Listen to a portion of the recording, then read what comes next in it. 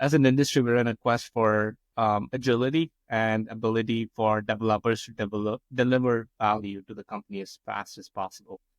Yeah. Kubernetes helps that be very, very fast, right? We now have the ability where we can go from a code repository to a deployed application within seconds.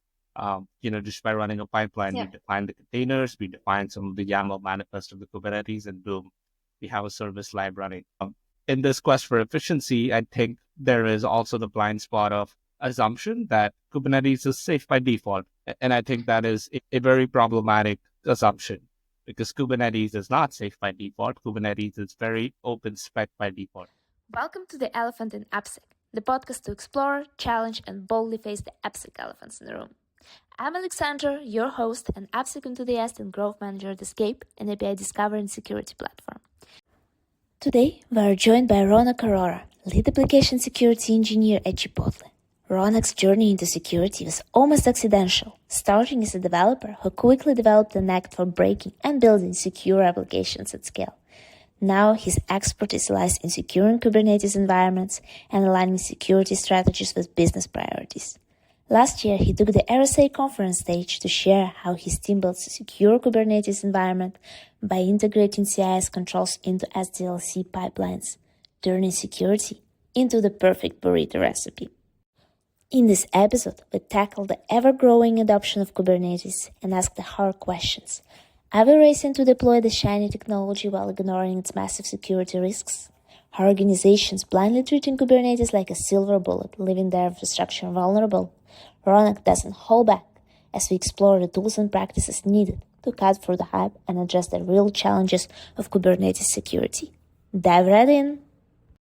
Hi, Raunaq. I'm super excited to have you on a podcast with me today. It's been a while since we discussed about this opportunity to just have a conversation together. So I'm super excited to have you today and talk about the Kubernetes security. It's actually one of the topic I learned more about recently as well, because one of my colleagues, he gave a presentation on how to manage the infrastructure, how to manage it the secure way, what is Kubernetes for the whole company too, which was so nice because everyone has a different level of understanding. So it was kind of an opportunity to ask questions as well, because I saw it popping up quite a lot in throughout cybersecurity, how to secure Kubernetes, why is it important?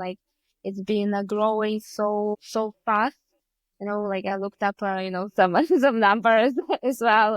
And the market size is basically billions of dollars. And of course, infrastructure became so important.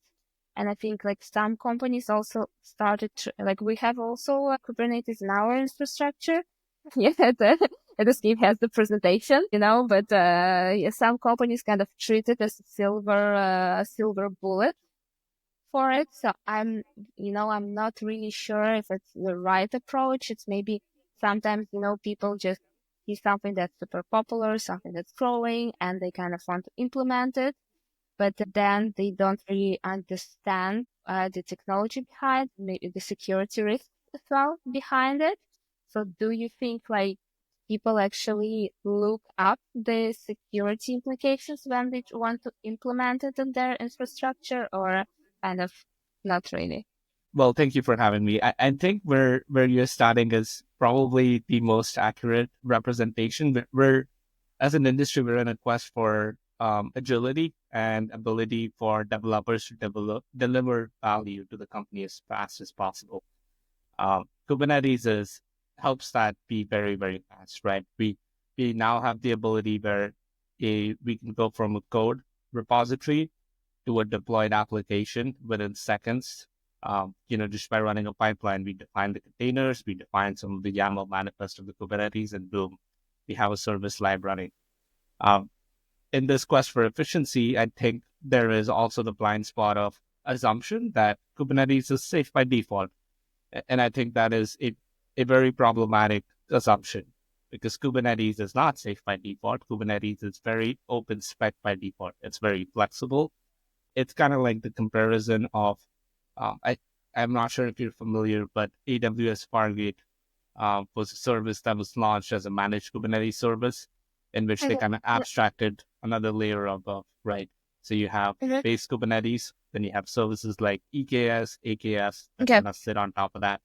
And then you Yeah. have Fargate where you don't have access to the underlying nodes at all. It's just another layer of abstraction. And on all of these layers of abstraction, what companies are trying to do and managed cloud providers are trying to do is provide some secure defaults. They're trying to layer some Okay. secure defaults. Now, Yeah. if you're going with something like an AKS, EKS, you do have some secure defaults. So I'm not trying to say that none of these are secure at all and trying to Are wave the they flag. always good? Because I'm not Yeah, really. Yeah. Yeah. Okay. but well, they're better than the raw Kubernetes, right? So if you're looking Okay. to host your own Kubernetes Kube API server and manage the control plane, there's a lot more security considerations you need to have. Now, if you're using a cloud managed provider, the control plane for Kubernetes is obscure from you. You don't need to necessarily worry about those Mhm. technical details. What your focus then becomes is how are your applications behaving at runtime? How is code delivered to them? Are you using code signing? How are your pipelines secure? Open source supply chain risks, things like that kind of come into play a little bit more. And you can worry a little bit less about the infrastructure. So it is and it isn't. Okay, yeah, but I think like open source is the topic is literally is that's been coming, on almost on every episode. This season of the podcast, like I think it got launched. I think in April, like in general, like the whole discussion about supply chain and open source started with the that backdoor, and then like everyone just started to talk about it, but at the same time, it makes sense that it's popular topic, but it just got like very popular, right now. And do you think like with this fact, how like what, for example, are the potential like libraries that you need to consider that needs to be, secured and like in the software stack? Do we actually do like enough as the community to address this? You specifically referring to software that helps secure Kubernetes or open source Yeah, supply chain Kubernetes? yeah. I think there is. So there is a lot, but it is technical and it can be a little bit scary when you're new to Kubernetes as a whole, because Kubernetes has its own networking stack. Like you need to now you understand traditional networks. Now you need to understand how software defined networks within Kubernetes work. You have your Okay. traditional secret management. Now you need to understand how those secrets are projected into a runtime environment when you put them in Kubernetes. So I think there's like a lot of layers of learning, but there are a lot of tools to actually make things secure. So in terms of the open source tooling that exists today, I think CNCF is probably one of the best organizations to start looking at if you're considering securing your Kubernetes environment. They have both Okay. commercial and open source tools. CNCF stands for Cloud Native Computing Foundation, I believe. Yeah. Um, and a number of projects that they have really just focus on how to make these cloud native computing environments more secure. For instance, when we're talking about runtime observability, these days, very popular, especially because of the recent CrowdStrike news. You might have heard of Yeah. eBPF in the news more. That is just, one capability that's existed for a long time, but now people are starting to think about how we use this for security. Uh, it has a lot of benefits in that you're technically not running a kernel level software, but you are. So you get some visibility Yeah. without some of the risks. Um, there is overhead involved with this, right? So you probably do need to evaluate for how you size your clusters when you start layering more and more eBPF sensors or applications that are reacting to kernel level events. But having said that, I think there's a lot there. It's just technical and difficult for people to first get into it. Okay. And depending on the size, because for example, the organization size, their cloud, infrastructure, their amount of clusters, it can be so different. Like if you take a small startup versus, large scale Mhm. enterprise, I think the scale is so huge. What are the differences, would you say, in terms of security between the two? What else do you have to consider, for large enterprises versus the someone they just, let's say, deployed their first cluster? I think mistakes are a lot more costly, is what it comes Mm. down to in a lot of cases. But when you're a startup, you can get away with more mistakes. generally have a Yes, little bit more leeway. sure. When you're an enterprise and you're a brand that's a household name, when you make the headline, people will remember that headline. People will remember that, company XYZ had a breach last year. And I remember them because I still use them every day. Very, very different than a startup that I might use for one B2B connection in my stack somewhere, may not even make a headline. So there's a lot of brand reputation risk primarily that I think enterprises are dealing with. Um, the other thing just kind of comes down to scale. It's a lot easier to secure one application because I can profile that one application. I can understand the intricacies of it. I can understand the bounds that which it needs to operate within, and then I can lock it down to those bounds. So I think one specific Linux security tool that exists is seccomp. So you can kind of set a seccomp profile to say which kernel level calls an application should be allowed. This can really limit the blast radius in case, one of your pod is compromised. An attacker will be limited in what they can do with the kernel to try to break out or pivot within your environment. Now, you can do this easily when you have only a couple of applications running in your environment because you can sit down and understand which kernel level calls they're making or are needed, and then lock it down with a profile specifically for it. This gets very difficult when you're operating at scale. But maybe developers that are also learning Kubernetes with you because they're also transitioning from other environments. And it's like, okay, yeah, now we need to also think about for each application, how to profile what the bounds are. So I think there's just scaling challenges that come into the enterprise. And there are some good strategies to use. And I think that's kind of what a lot of, my RSA talk focused on was when we look at the overall threat landscape for Kubernetes, there are some threats that have been observed in the wild, that have been abused in the wild. Why don't we start there, double down on those threats, instead of just trying to match everything in the threat matrix with the control? Okay, and with what threats would you then get started? If you can tell a little bit more. Yeah, totally. So I think primarily when we're talking about like overall Kubernetes threats, there's a two or three that stand out. First is open source supply chain. It's things when you put a Kubernetes admission controller, which you absolutely should, if you have a Kubernetes environment, definitely put an admission controller in place with, secure defaults. This admission controller really blocks other things from being deployed except your pipelines. Now your pipelines are your main injection point. So you need to kind of double down on what's allowed to run in your pipeline, how code ends up in your pipeline. You may consider, doing attestation and signing your images. So when you go to deploy time, you can ensure it's coming from your own pipeline and there hasn't been any tampering between the code to the runtime environment. So that's one area definitely to double down in is that pipeline that injects code into your runtime environment. I briefly touched on admission controller. That's kind of just a catch-all that catches a lot of weird misconfigurations you make. And it's a good enforcement point because you can have enforcement such as, I do not want any shell on my containers. What this means is if an attacker compromises an application, they will be really limited in what they can do in that pod because they don't have a shell. They will have to get very creative to break out or do any sort of damage. They'll be limited to a pod and you can easily redeploy it, kind of break their access. The other sort of thing I think is important when you're thinking about it holistically is access. Identity kind of has become central to everything we talk about. And who has Identity access? management. Identity management, exactly. So who has access to what can they do? What service accounts are created? How do you provision those service accounts? How can you rotate them on the fly when you need to do that? And how do you essentially keep track of services that may be over provisioned in access based on what they actually use? Because every so often you'll have applications that had connection to service A, B, and C. We integrated with service D, and now A and B are not required. But we had the access provision 2 years ago, and no one really does access reviews on what service accounts are connecting to what. So there's a lot of blind spots with identity that I think holistically, when you look at Kubernetes, we have secured so many other things with admission controller, with our pipeline. This ends up being a huge blind spot. How would you define then who gets access to what?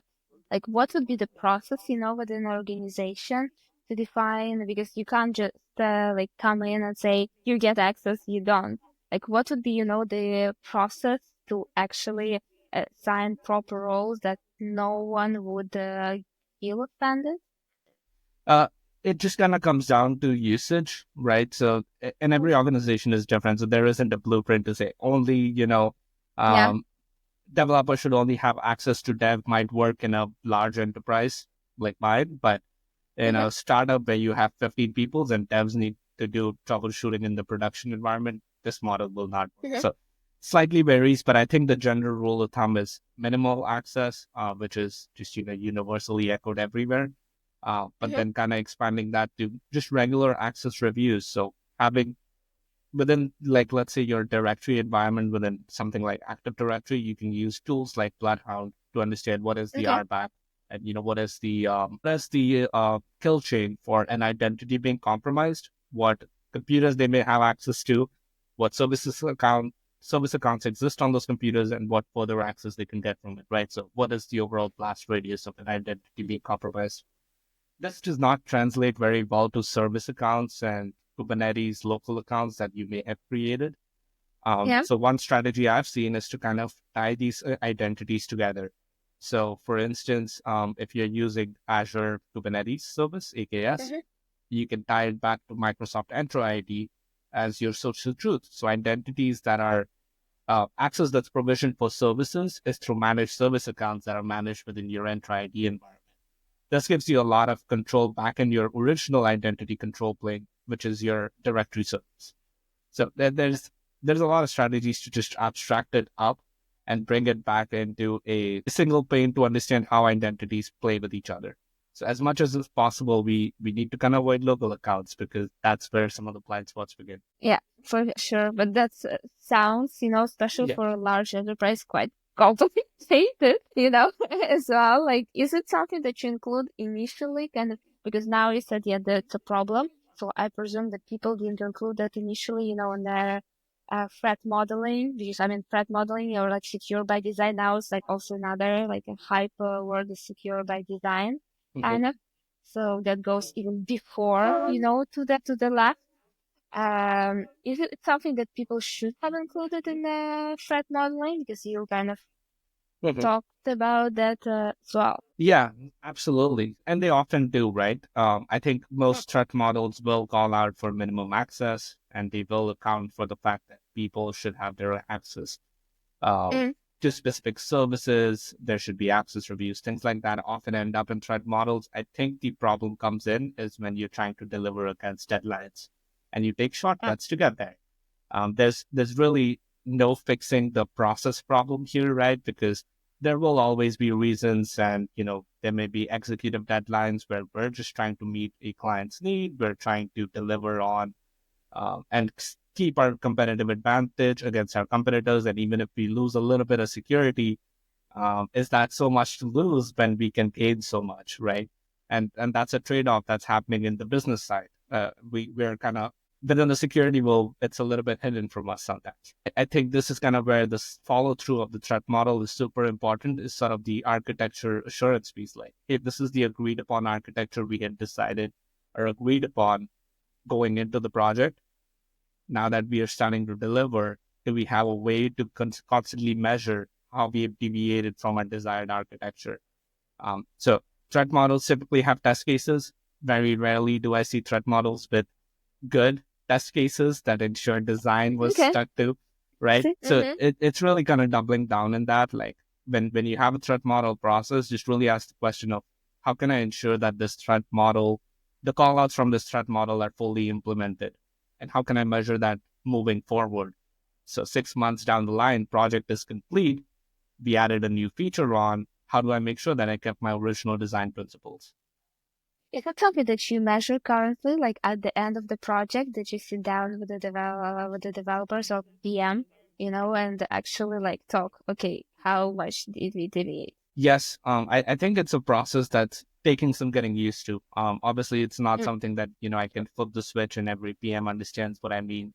So mm, it takes a little bit of time to kind of build that relationship and help them understand mm, where we're trying to go. But I think on my previous point, just to kind of double down, like having that check in at the end of the project is important, but also six mm. months, a year after the project is complete is also important because you may tack on features that don't go through a formal threat modeling process because they're minor features. that may take shortcuts also. And how do you build, because we often talk about, relationships with developers, but it's actually interesting to ask like how in most of organizations you have PMs, who manage the project. How do you, for example, as a security engineer, build this relationship with PM that so they understand, security important? Yeah. Um, I think especially in application security, when you work in this field, you need, for everything you're trying to say, you need to have two levels, right? You need to have a high level for non-technical folks because you do need to bring them on to help them understand the value. And then you need to also know your technical chops when you're talking directly to the developer to help them understand what you're trying to achieve. So I think it's definitely something that I like to use the example of is trying to explain to my mother on what I'm trying to do. As a non-technical person, it's a great sounding board to just be like, okay, mom, this is what we're trying to do. Does this make sense to you? But you may have other non-technical people in your life, and it's great practice to occasionally talk about, different security concepts at a high enough level that a non-technical person is understanding. I consider that as a really, really good sort of exercise. And for example, how would you explain your RSA talk to your mom? Like your mom thinks, let's say, Mom, I'm going to present at this huge, cybersecurity conference. And she asks, what are you going to talk about? How would you explain it to her? Yeah, that's a really good one. So the way I'm going to approach it is try to abstract it into examples that she would know from the real world. So a good example would be, what's a good parallel for sort of a supply chain? In my mind, it's no different than my dad's business. So I'm going to relate it to that, right? It's essentially kind of coming down to, and I think specifically in my talk, I use the example of a restaurant business, just because that is maybe just generally better understood. How does a restaurant go into business? Right? You have that initial test kitchen design phase. You're trying to understand what you're trying to build, what recipes work for people. You have test kitchens where you invite chefs and you invite some audience and you do an A/B test. That's similar to a software design phase where we're trying to do that very initial discussions on ideation, no bad ideas kind of brainstorming, right? And then we have sort of our technical documentation. This is very similar to identifying suppliers and actually defining our overall supply chain. How are we going to source, coffee beans from Costa Rica? What does that look like? Do we know any farmers there? Maybe we need to go find some farmers. Similar thing in software. We need to serve 2SV codes. Do we know any providers that can do SMS at this volume? Maybe we need to go find some providers. So I think just kind of bringing it back into the real world not only helps us better understand these security concepts and remember them as we go through our daily lives, it just helps bring along non-technical folks as well. So I think the talk goes into a lot more detail on the parallels between a restaurant supply chain and a software supply chain, but that's a little taste of what that is. Yeah, I think it's super important if you want to evangelize kind of the security concept and even maybe motivate, sometimes people to get more into the security. Like in general, I think you personally, as you told me, like you started, by accident entirely, in the security. So maybe someone else, when you kind of deliver this talk, even say someone just interested and they find this video on YouTube afterwards, and they at least I understand what this person is talking about, and potentially it might motivate them in some way, right? So it kind of could be very interesting example for someone, let's say, get started in now Kubernetes securities, understanding it, and going to research and start to get obsessed by it as well. So how do you actually start, to get obsessed by the topic? Yeah, I think it's a little bit of comes down to personal curiosity sometimes, and that's tough to measure and teach. But I think that's a good indicator of whether it's the right field for you. There's a lot of deep learning involved with security, and I say that knowing that security is also generally very broad. So we kind of start at this very broad state of, okay, these are some general security principles that we follow as an industry.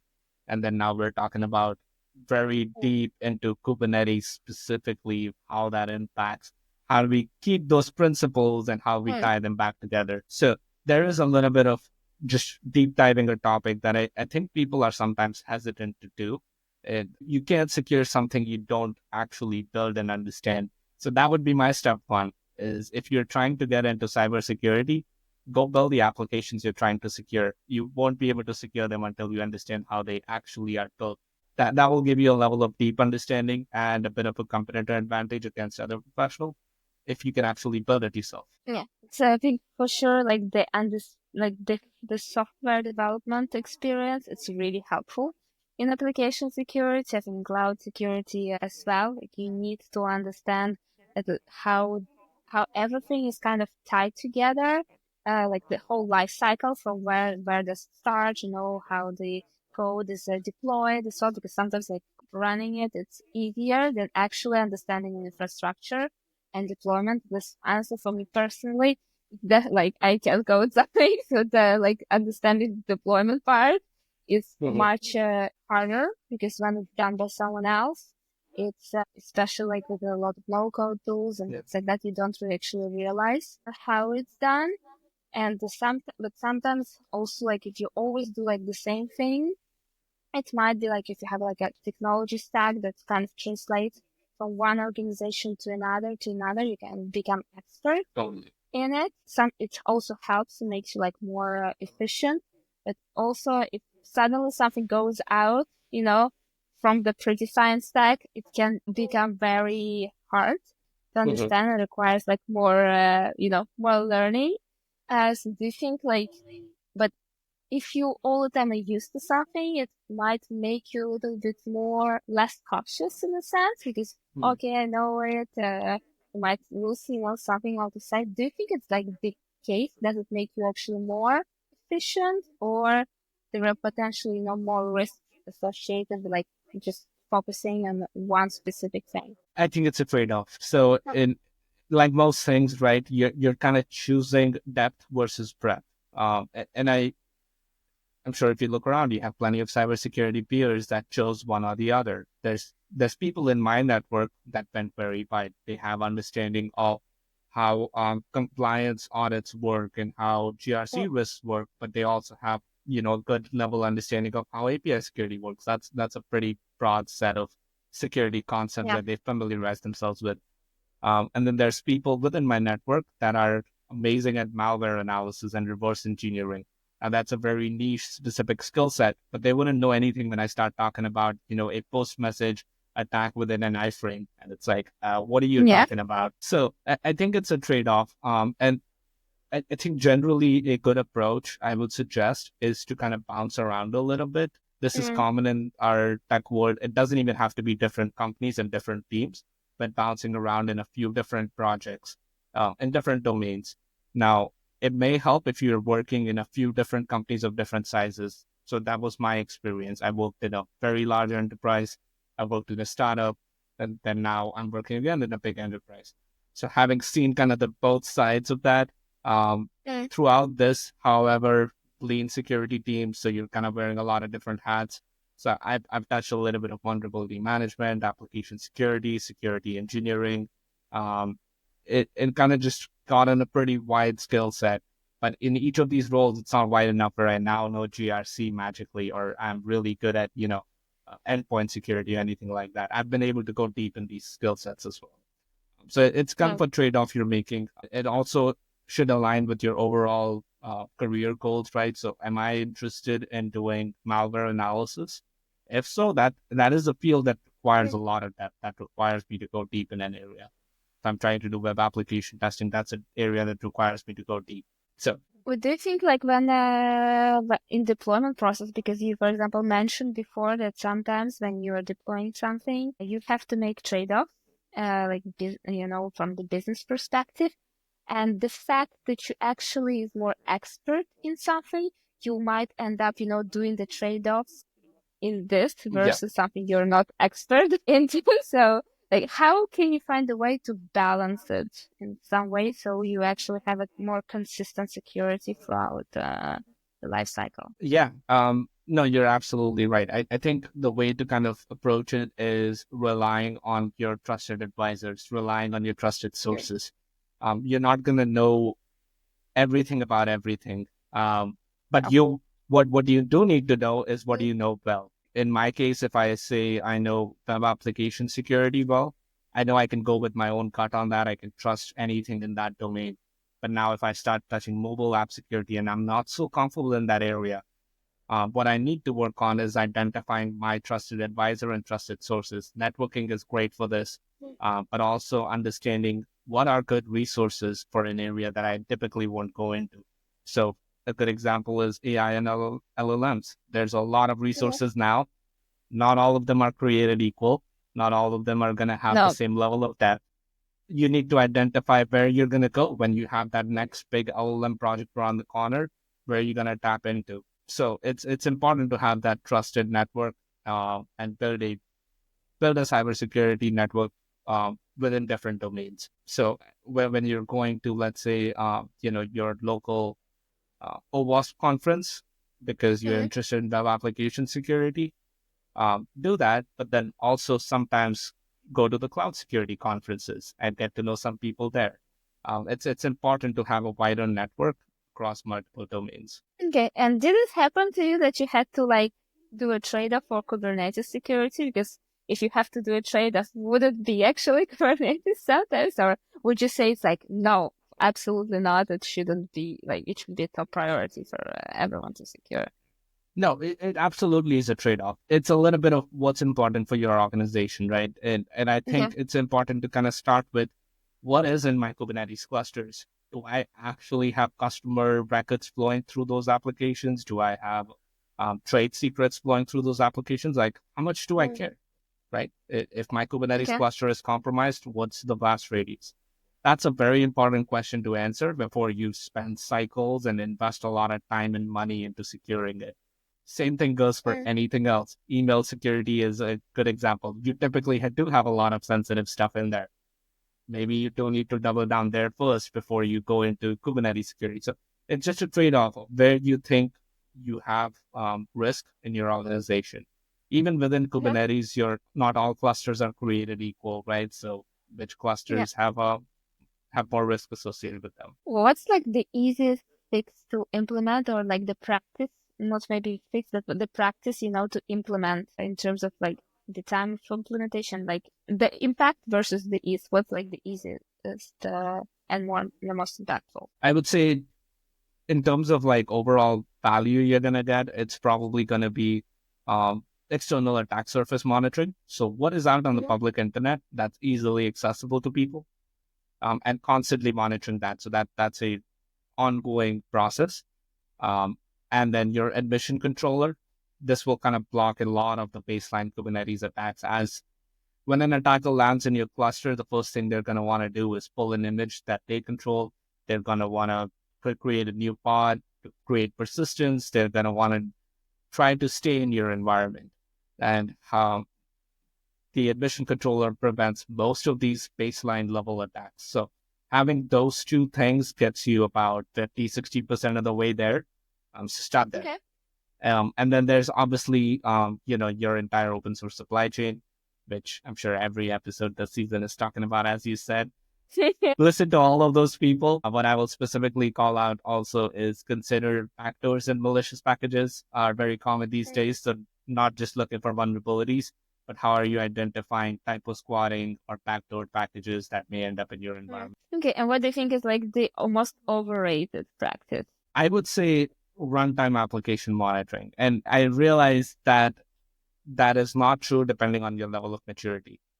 So if you're at a level of maturity where you have the basics things we just talked about, absolutely go after runtime application monitoring. But if you don't have those things yet, it's not going to immediately help you out as much as you may expect. Just because I think there's a lot of noise to signal ratio isn't very good. The amount of overhead in terms of maintaining these runtime applications, monitoring applications from always running, collecting the logs. There's a lot of overhead involved with that.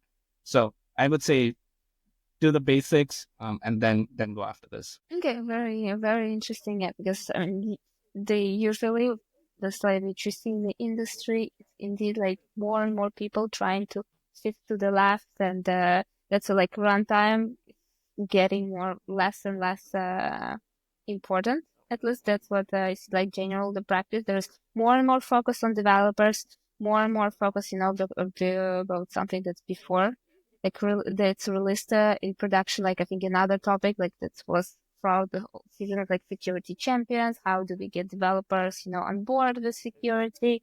And I think it's something that you also mentioned. Like for you, it was a bit difficult, whether especially remotely. I think after the COVID, like everyone moved to the remote way of working, which is great for sometimes great for the people, sometimes great for the company from the cost perspective. But it's harder to communicate, with everyone, because in the end, especially in security, if with so many security tools that produce so many alerts, that then if you kind of feel like, yeah, you mentioned you were like a work generator, for the developers, because you just send to them all the alerts, and but it's going to stay like the remote work in general. So do you think like we can find the right balance, between like the speed of deployment that you mentioned at the beginning of the podcast, that everyone is now trying to focus on deploy faster, lose more features, like get more revenue for the business, and actually like building this relationship, promoting security. Can you actually like eventually find the Yeah. No, I think so. I flip-flopped on remote work a little bit personally. This might okay? be the most controversial thing I say today, I'm guessing. I think especially when you work in application security, it's really important to not just be a work generator, because that's what you are in a lot of ways, right? You're generating new requirements. You're telling developers things they may have done wrong, pointing out errors that may have happened through code or through your pipelines with your, you know, DevOps teams. It's important to still be someone that they can actually reach out to and consult on things. If it's a one-way relationship where I come to you with work and work only, no one wants to see that, Slack message pop up to the top or that email pop up to the top where, oh, shit, it's this person again. I probably need to, cancel whatever I was going to do today and probably spend the next 6 hours fixing whatever I messed up. That's not a good relation that anyone wants to be a part of. So I would highly, that's kind of been my flip flop, right? So initially I was very pro remote work when it was started, but I quickly realized that I was kind of losing the human connection. Very often, we're working towards the same goal here, but it may come off as contrarian and we're on the opposite sides. Those water cooler talks where you're in the break room talking to, your dev leadership, where you're talking to dev leads, you're talking to developers, and you're talking about non-work things goes a long way in coming across as a human being and not just a task generator. So Yeah, for that's been sure. my flip flop. Yeah, I think for sure it's a super important part of building relationships with people, and like with full remote team, you need to create those moments. I think even sometimes like a simple, weekly 30 minutes meeting where you just don't talk about work at all can create better connection.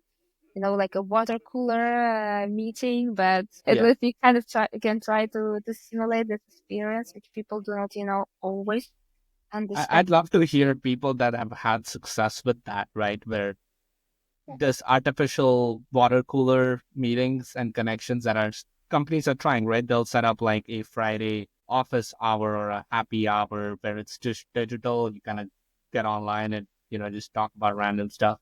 I'm very curious to hear if it has worked places, because my instinct tells me that it would not. It's not the same. It feels like I am required to join a call for work and to talk about not work. It still feels kind of mandatory that I'm being pushed into it.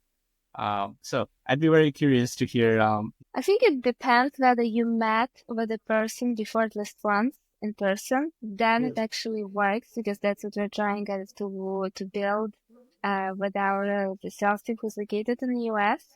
And since we're located in France, like every week, kind of try to half an hour just spend with them. We do still talk about work, but at the beginning it's always like first, 10 minutes talk about completely separate stuff, because Yeah, otherwise don't lose this connection, and then it's kind of vice versa, just also like a work generator for each other in a sense.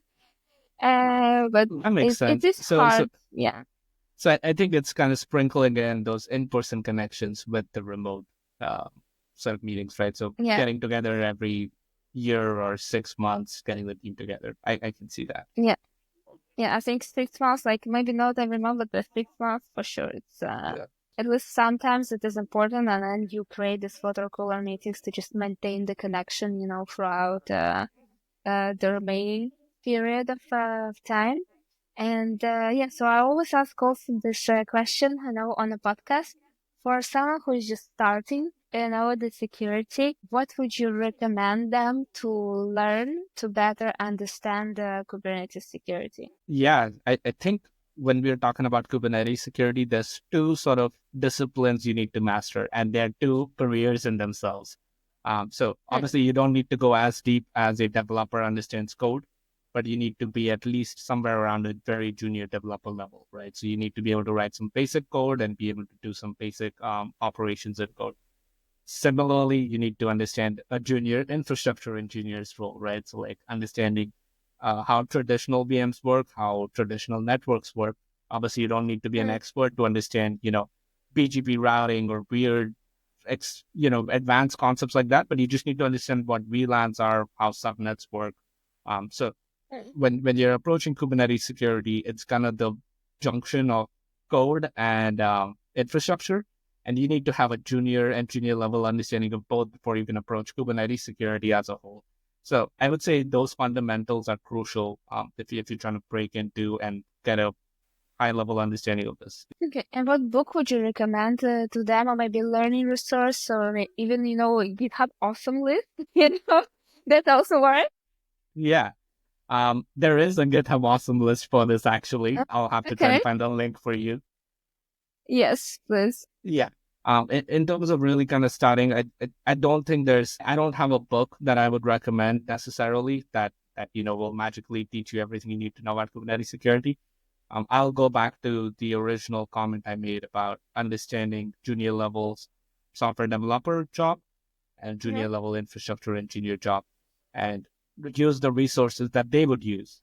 And I think that's an important concept here because whenever we talk about, I want to secure anything, right? It could be an API. I want to secure APIs. If I read a book about securing APIs, it's going to give me a very security biased view on that.